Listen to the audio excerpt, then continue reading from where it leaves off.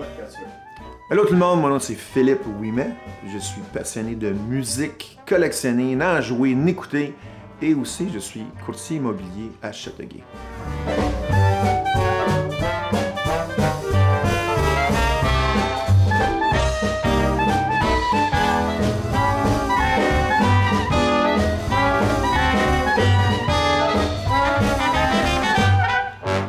Quand j'étais jeune, ma mère écoutait de la musique, elle écoutait du Joe Dassin, mais à un moment donné, j'ai entendu parler des Beatles à télévision, dans le temps qu'on écoutait à la télé encore, parce que je suis vieux de même. Puis, je demandais à ma mère c'était qui les Beatles. Ils venaient juste de se séparer, c'est en 1972-73. Puis, on était acheté 2 disques de vinyle aux manufactures La Salle, à Châteauguay, où il y a le Maxi en ce moment. Puis j'avais payé comme 1,99$ chaque disque de vinyle. Je suis venu à la maison écouter ça. C'était le Meet the Beatles, puis The Beatles' second album. Puis ma passion pour la musique a commencé avec ça. Mais ça s'est vraiment développé quand j'ai découvert le groupe Kiss. Je n'avais entendu parler, je pense que j'étais en 5e année. Puis il y avait une émission de télévision qui s'appelait le Pauline Halloween Special. Parce que dans le temps, on ne voyait pas nos groupes de musique, il n'y avait pas d'Internet, fait qu'on les voyait seulement qu'à la télévision. Puis Kiss avait passé, puis il avait joué 3 chansons. Ça a bouleversé ma vie, c'était comme regarder 3 super-héros jouer de la musique. Les bombes, crachaient du feu, écoute, je m'en rappelle encore, c'était au mois d'octobre, je crois que c'est en 1977. Puis ça a littéralement changé ma vie. J'ai commencé à acheter des disques de Kiss, j'avais des posters, des t-shirts, ma chambre chez moi était tapissé d'images, j'achetais des revues. Puis ma passion pour la musique a vraiment commencé avec Kiss. Mais j'ai commencé à, comme vous voyez, j'ai les disques d'or, c'est des disques du Record Industry Association of America. Eux, c'est eux qui donnent les prix pour les ventes au groupe. J'ai commencé il y a assez longtemps, je n'avais acheté un sur eBay. Je connaissais pas tellement ça, c'est un de mes groupes préférés, Deep Purple, que je collectionne aussi. Je n'avais acheté un, je n'étais pas trop au courant de c'était quoi. Je l'ai acheté, je trouvais ça beau comme cadre, puis quand j'ai reçu, je l'ai mis sur le mur, puis ça a comme commencé un peu ma passion. J'étais un petit peu plus vieux dans la vie, fait que j'avais un peu plus d'argent, parce que c'est quand même un passe-temps qui coûte un petit peu de sous. Fait que j'ai commencé par collectionner des disques d'or. Fait que j'ai commencé par du Deep Purple et du Kiss, bien sûr, sur eBay. C'était pas évident parce que quand même, plus le groupe est connu, plus c'est dispendieux. Puis plus tard dans la vie, pour les autographes, j'avais rencontré quelques musiciens dans le temps. Je pense que c'était le premier autographe que j'ai eu, c'était le claviériste des Doors. Puis j'ai commencé par ça. J'avais rencontré une convention d'un job que j'avais avant à Toronto, convention de film. Puis j'ai commencé avec ça. Puis ma passion, je sais pas, j'ai commencé à acheter sur des sites d'enchères. Il faut faire attention parce qu'il y a beaucoup de copies, il y a beaucoup de fraude là-dessus. Fait que j'ai commencé à faire mes recherches là-dessus, quoi acheter puis comment les acheter. Puis il y a un site qui s'appelle R&R Auctions que j'achète pas mal tous mes autographes. Ça est arrivé que j'ai acheté un autographe dans une convention de disques. J'ai essayé de le faire authentifier, puis finalement c'était un faux, que ça m'avait coûté 500$. Fait qu'avec nos erreurs un peu, on apprend. Mais c'est avec ça, j'aime ça, j'achète les disques, j'achète les autographes. Je l'amène pour les faire encadrer, j'aime ça faire le design et tout. Fait que c'est un peu de même que ça a commencé. J'aime ça, j'aime regarder ma collection, surtout dans mon sol, accrocher ces murs. Puis j'aime ça passer et les regarder. Fait que ma passion vient de là. Fait que c'est de même que ça a commencé. J'avais une grosse collection de disques. Quand les CD qui sont devenus à la mode, malheureusement, je me suis débarrassé de pas mal de disques de vinyle, comme tout le monde. J'en ai gardé quelques-uns. J'aimais collectionner aussi les bootlegs, les spectacles enregistrés à l'insu du groupe. J'aime ça entendre des versions différentes. Surtout Deep Purple, c'est un groupe où ils font beaucoup d'improvisation. Fait que j'ai commencé aussi à acheter des 45 tours pour les collectionner de ce groupe-là. Mais j'aime pas mal tout. Fait que quand j'aime une chanson, que ce soit du Justin Bieber ou du Frank Zappa ou n'importe quoi, je vais acheter le disque. Fait que oui, j'ai commencé à acheter des CD quand c'est devenu en mode. Puis je l'ai acheté pendant longtemps. Je suis pas un fan du streaming, bien. J'aime ça que la musique m'appartienne. Il y a quelque chose qui me bug de payer quelqu'un pour avoir du contenu. Fait que j'aime avoir mon contenu. Fait que j'achète encore beaucoup de CD. J'ai télécharge sur mon ordi, puis j'ai mis sur mon téléphone. Oui, j'ai Apple Streaming, j'ai Spotify, mais j'aime mieux quand c'est ma musique.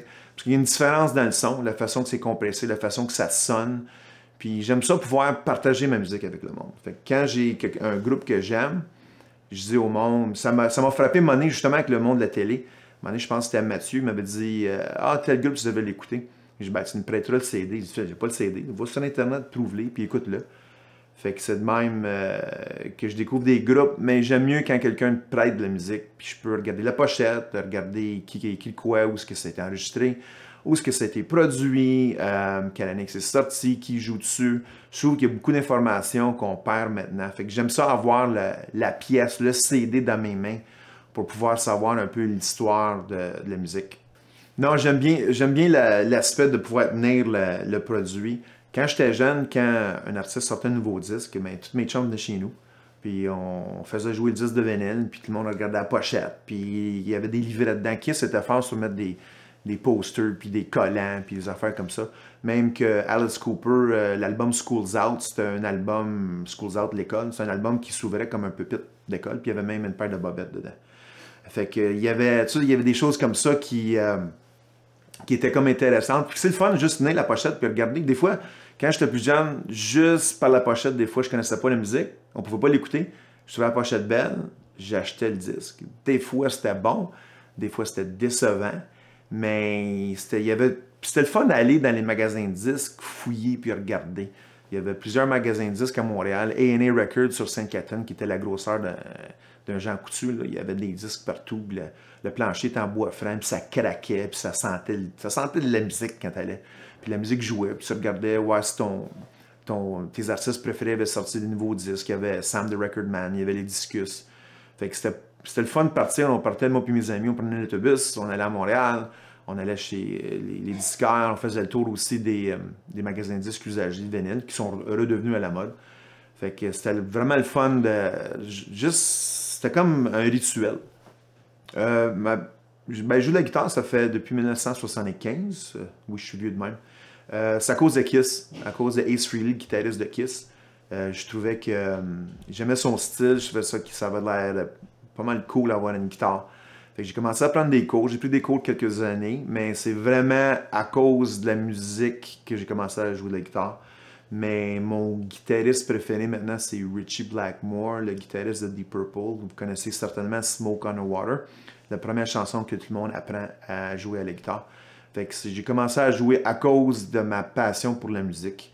C'est un peu de même que j'ai découvert. Puis au fil des années, j'ai commencé avec des guitares. Ma première guitare, je l'avais trouvée dans les vidanges. Fait que j'avais fait réparer. Puis après ça, en vieillissant, j'ai pu acheter des guitares comme mes idoles. Puis aujourd'hui, je joue encore de la musique. J'ai fait du club, j'ai joué dans des hommages aux Smashing Pumpkins.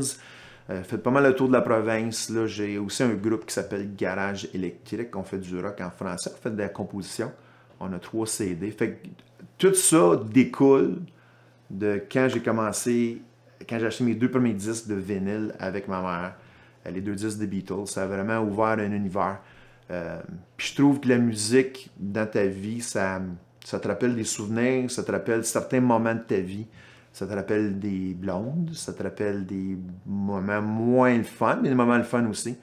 Des chansons te ramènent dans le temps. Plus tu vieillis, plus tu as des souvenirs rattachés à des chansons. Il y a des groupes que je ne peux écouter à cause de certaines filles. Vous savez c'est qui. Vous savez vous êtes qui, les filles. Ben, c'est juste une joke. Fait que non, la musique, la musique solo un univers. Puis j'aime le classique, j'aime l'opéra. Écoute, j'ai vu au-dessus d'une centaine de spectacles dans ma vie. Puis je vais voir tout le monde. J'ai vu Black Sabbath, Céline Dion, Frank Zappa, Slipknot, Elvis Story avec mon père que j'aimais aller voir les spectacles avec. Fait que c'est vraiment à cause de la musique. Ça a ouvert un univers. Puis ça m'a aussi permis de rencontrer différentes personnes dans ma vie, jouer de la musique, échanger. Des fois, je suis un peu trop geek avec ma musique. Des fois, je tombe un peu trop dans les détails. Mais c'est le fun aussi de connaître de ce qu'on parle des fois. Quel type de musique qui est ma préférée? Ben, j'aime la musique qui a de la guitare. J'aime, en anglais, l'expression les riffs de guitare. C'est ça qui m'attire dans la musique. J'aime ça quand ça brasse. Les groupes super heavy, j'aime un peu moins, mais il y a des groupes que j'aime. Mais j'aime aussi beaucoup la musique électronique. Il y a un groupe que j'aime bien qui s'appelle Tangerine Dream, qui est un groupe allemand qui existe depuis 1969, qui ont au-dessus de 170, qui ont fait beaucoup de trames sonores. Ils ont même fait de la musique pour Grand Theft Auto 5. Fait que c'est un groupe que j'aime bien, fait qu'ils ont beaucoup de musique, mais faut qu'il y ait la guitare. Black Sabbath, Deep Purple, Rush, Leonard Skinner, des affaires comme ça, où il y a des riffs, où ça joue, des chansons longues avec beaucoup de solos de guitare, c'est ça que j'aime bien. Mais, comme j'ai dit, quand j'aime quelque chose, quand je trouve que c'est bien fait, je vais m'intéresser au groupe, je suis curieux pour les paroles, les choses comme ça, fait que j'aime ça aller découvrir la musique. Fait que ce que j'aime dans la guitare électrique, c'est que c'est un instrument que tu peux facilement traîner avec toi, c'est pas comme un piano ou un drum. Tu peux l'amener, tu peux aller chez le monde, dans les parties, faire chanter le monde, jouer, même si je suis pas un bon chanteur, mais c'est le fun quand c'est un instrument. Puis tu peux juste t'asseoir puis jouer, puis ça a une belle sonorité, une guitare. Je trouve ça apaisant, puis je joue pas trop la guitare électrique, j'ai des guitares acoustiques aussi. C'est là-dessus que j'ai commencé, fait que c'est un bel instrument. Mon meilleur souvenir de la musique, c'est mon premier spectacle que j'ai vu, le groupe Styx. En 1978, au mois de septembre, le billet était, si je me rappelle bien, c'était 8,50 $ à Place des Nations. Quand j'ai vu le premier spectacle, le groupe qui ouvrait, c'était Trooper, la chanson Raise a Little Hell, je sais pas si vous connaissez ça. Mais il y avait Styx après, puis dans le temps, j'avais 13 ans, ça pourrait avoir 14 bientôt. Fait que ça a comme vraiment changé ma vie. Mes parents avaient été me reconduire, étaient venus me chercher avec mon ami François. On était voir Styx, puis ça a vraiment comme parti le bal pour avoir des spectacles, puis comme élargir un peu ma palette musicale. Puis la même année, j'ai vu Queen au Forum pour 8,50 $ avec Freddie Mercury, qui est probablement le meilleur frontman de l'histoire de la musique. Je me considère chanceux d'avoir vu Freddie Mercury en concert. Mon pire souvenir de la musique, il n'y a pas vraiment de pire.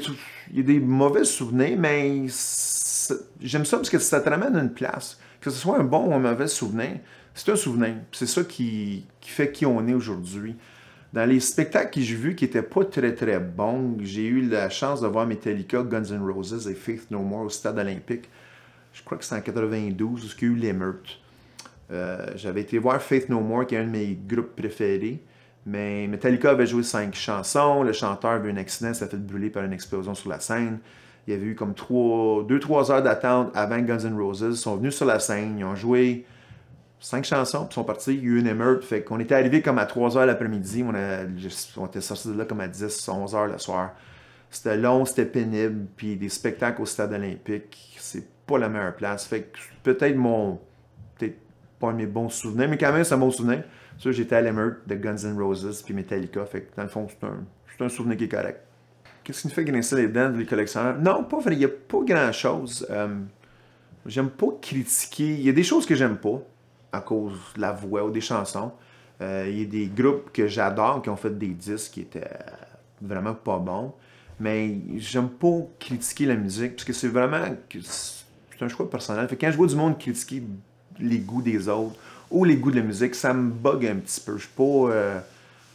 toute la musique est bonne. Si t'aimes quelque chose, tant mieux. Si t'aimes pas ça, tant mieux. Mais j'aime pas être négatif par rapport à la musique. J'ai vu des spectacles aussi qui étaient pas très très bons, dont Aerosmith en 82 avec Bryan Adams et Anvil qui ouvrait. Malheureusement, les gars d'Aerosmith étaient un petit peu trop... je pense qu'ils avaient fait de la fête un peu trop, puis c'était un petit peu tout croche leur affaire. Fait que c'est un peu plate quand tu payes de l'argent, tu vois un groupe qui prend pas ça au sérieux. Ça. Il y a des groupes que j'ai vus souvent en spectacle comme Rush, comme Green Day, qui donnent des spectacles hors pair, puis toujours très bons. Fait que pet peeve, oui puis non, pas vraiment. Non, la musique, des souvenirs, c'est des bons souvenirs.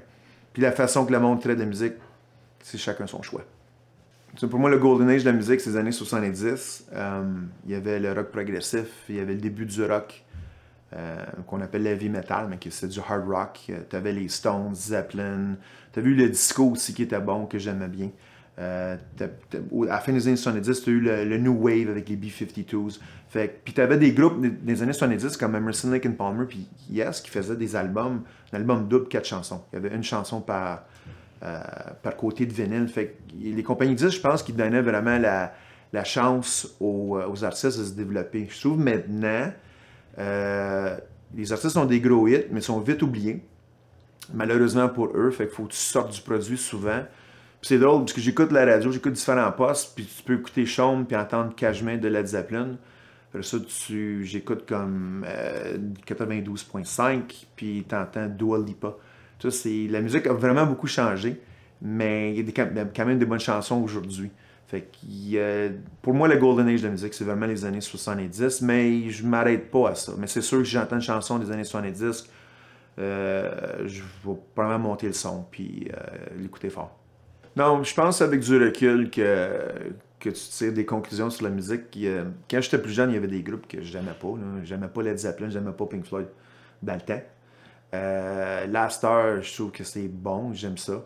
Non, c'est avec du recul, parce que j'ai eu des phases de musique où, à un moment donné aussi, j'écoutais plus c'était bizarre comme musique, plus j'aimais ça comme du King Crimson des années 80, du Cabaret Voltaire, des musiciens comme Fred Frith, avec le groupe Massacre, c'était vraiment du bruit. J'ai eu comme une phase où j'aimais plus le commercial, il fallait que ça soit vraiment différent. J'écoutais du Frank Zappa, qui est un peu... Frank Zappa, c'est comme du sushi. T'aimes ça ou t'aimes pas ça? Fait que... j'ai eu une phase où il fallait que ça soit, excuse l'expression, fucké. Mais à cette heure, j'écoute... Ça va pas avec les saisons. C'est drôle, j'aime beaucoup Van Halen, le groupe Van Halen, mais j'écoute du Van Halen l'été, parce que pour moi, c'est de la musique d'été. De la musique qui est le fun, que tu peux monter le son dans ton auto, puis ça brasse. À l'automne, j'écoute peut-être un peu plus du Tangerine Dream, qui est la musique un peu plus atmosphérique. Puis c'est drôle, avec le recul, même à cette heure, quand je pars sur un groupe de ce temps-ci, j'entends un groupe que je connaissais pas dans le temps, je vais comme tout acheter les CD. Je passe sur des frites, mais c'est avec le recul que je vois où c'est vraiment où ce que j'ai mis les souvenirs à la bonne place, puis où ce que tu fais comme un peu comme pas un recul, mais comme une revue globale de tes goûts. Mais la musique, c'est un langage international. Hein. C'est tout partout où ce que tu vois. Même, je parlais de Deep Purple, Smoke on the Water, c'est 5 notes. Tan, tan, tan, tan, tan, tan, tan. Tu joues ça n'importe où sur la planète dans un club, le monde se lève, puis ils la connaissent. Fait que je trouve que la musique, c'est un langage international. Puis j'aime la musique qui est rythmée. J'ai bien aimé des albums de Paul Simon, de Simon & Garfunkel, qui avait de la musique, fait des expériences avec la musique africaine et brésilienne. Fait que j'aime le groupe Tool aussi, qui est un groupe progressif, qui est très rythmé. On a un cœur qui bat en 4/4. Fait que la musique en 4/4, ça vient nous chercher des émotions. Fait que la musique, c'est des émotions. Le groupe que j'aime le plus, qui est vraiment pas connu, un groupe des années 70, le groupe Angel, qui était un groupe qui est sorti en même temps que Kiss. Il était comme à l'opposé de Kiss. Eux, ils étaient tous habillés en blanc. Puis ils apparaissaient, puis ils disparaissaient sur la scène. Mais ils sont vraiment pas connus. Mais, comme tout bon groupe, ils se sont formés, que d'après moi, ils ont regardé leur compte de banque, puis ils sont en tournée en ce moment. Mon joueur de bass préféré, le Jimi Hendrix de la basse, le légendaire Jaco Pastorius, qui a joué dans Weather Report, que j'ai eu la chance de voir en concert, qui est maintenant décédé aujourd'hui. Jaco, c'était le premier à enlever les frettes, les petites lignes sur sa bass. Puis il jouait une bass fretless, puis il a vraiment changé, à place d'être de la rythmie avec sa bass, jouer du rhythm, comme on dit en anglais, c'est devenu un instrument lead. Le meilleur album en concert, comme on dit en anglais, live de tous les temps, Deep Purple, Made in Japan. Ça, c'est sorti en 1972. C'est mon groupe préféré. C'est Deep Purple à leur meilleur. Les chansons, sur l'album, il y a 7 chansons. Des chansons de 20 minutes, des solos de guitare, Ian Gillan à la voix, Richie Blackmore à la guitare, John Lord au Hammond B3, Ian Pace puis Roger Glover. Vraiment, vraiment, là, si vous voulez un album live, là, Deep Purple Live Made in Japan. Mon album, je pense, préféré de tous les temps, le meilleur album d'un bout à l'autre, Faith No More, Angel Dust. Cet album-là, c'est malade mental. Faith No More avait sorti l'album The Real Thing quelques années avant, qui avait été un gros succès avec l'album Epic. Puis ce CD-là, -là, c'est quelque chose. C'est Mike Patton, le chanteur. C'est des chansons slow, du criage. C'est metal, c'est easy listening, c'est funk, c'est rap. Faith No More, c'est un de mes groupes préférés. Là, vraiment, là, ça va à la chance. Là. Angel Dust, sorti en 92-93. Non, écoute, je pourrais en mettre tantôt. Là, c'est malade mental. C'est malade mental, ce disque-là. Écoute, si tu voulais comme, vraiment comme pas vendre des disques, là, après avoir eu un gros succès, là, tu sors ça. Ils ont fait ce qu'ils voulaient. Oui. Faith No More. Faith No More. Angel Dust. Un de mes groupes préférés aussi beaucoup, musique électronique, groupe allemand, Tangerine Dream, dont j'ai parlé auparavant. Ça, c'est l'album Live Encore. C'était vraiment leur première grosse tournée aux États-Unis en 1977.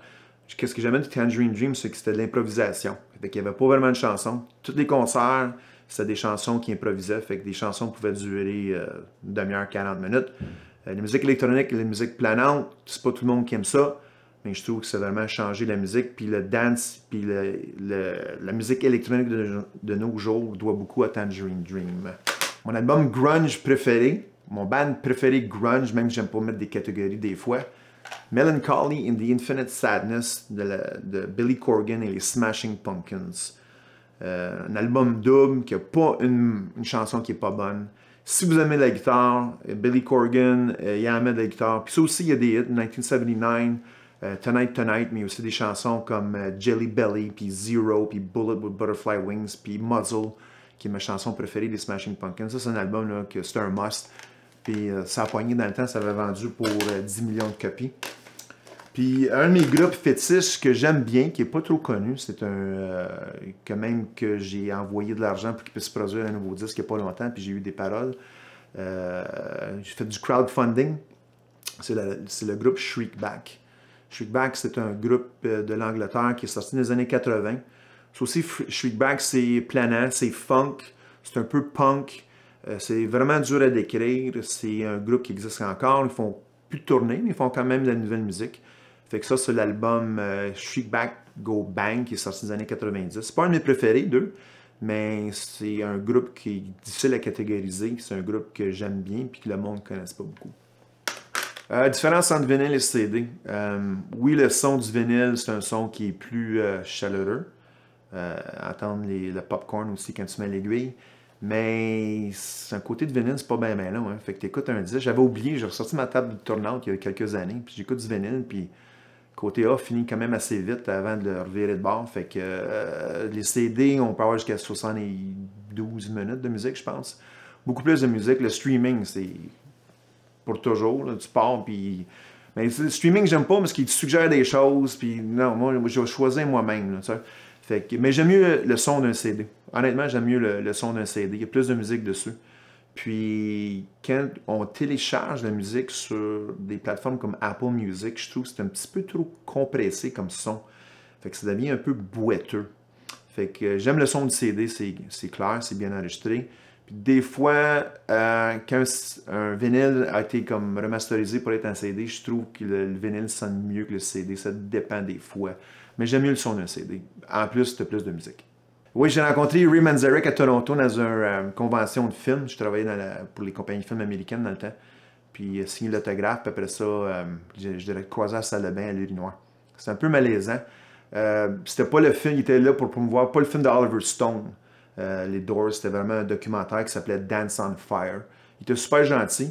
Puis c'est ça, comme j'ai mentionné, c'est le premier autographe que j'ai eu vraiment d'une vedette. Puis il était dans mes tiroirs pendant longtemps. J'ai commencé à acheter d'autres signatures. Puis je me disais, hey, j'ai un autographe de Ray Manzarek, le joueur de clavier des Doors. Fait que je l'ai fait encadrer. Puis j'avais été, quand j'avais été à Paris en 1993, la première chose que j'avais visitée, c'était pas la Tour Eiffel, c'était pas le Louvre. J'avais été au cimetière Père-Lachaise. J'avais été à la tombe de Jim Morrison. En m'attendant à avoir une expérience spirituelle, puis finalement, c'était comme non. Il y avait juste du monde qui buvait, puis qui fumait des joints, puis qui était alentour de la tombe de Jim Morrison. Fait que j'ai pris une photo, puis je suis parti. Puis j'ai même chez mes amis là, des disques d'or. J'ai un chum qui a un magasin de tatouage, j'ai un disque là. Au studio Aléry, où ce qu'on enregistre, il y a un disque là. J'en ai dans mon bureau, où ce que je travaille, j'en ai plein. J'en ai plein. Nice. Je trouve ça beau. Ouais, c'est vrai que c'est beau. Non, C'est de la musique. Non, c'est vrai. Est-ce que tu veux faire un petit segment à la guitare aussi? Ouais. Je vais aller chercher mon jack. C'est là, ça rentre.